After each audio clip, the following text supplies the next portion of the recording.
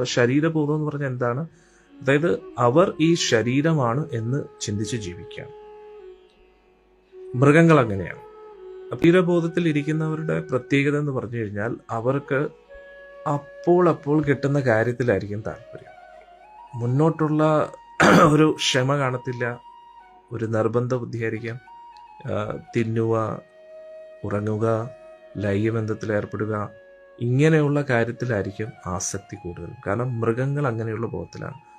നമ്മൾ മൃഗങ്ങളെ നോക്കിക്കഴിഞ്ഞാൽ എപ്പോഴും അവർ ഏത് ബോധത്തിലായിരിക്കും? ഒന്നുകിൽ ഭക്ഷണം കഴിക്കും, അല്ലെങ്കിൽ ഉറങ്ങും, ആഹാര, നിദ്ര, ഭയം, അല്ലെങ്കിൽ മറ്റേതെങ്കിലും മൃഗങ്ങളുമായിട്ട് കടി കൂടിക്കൊണ്ടിരിക്കും, അല്ലേ?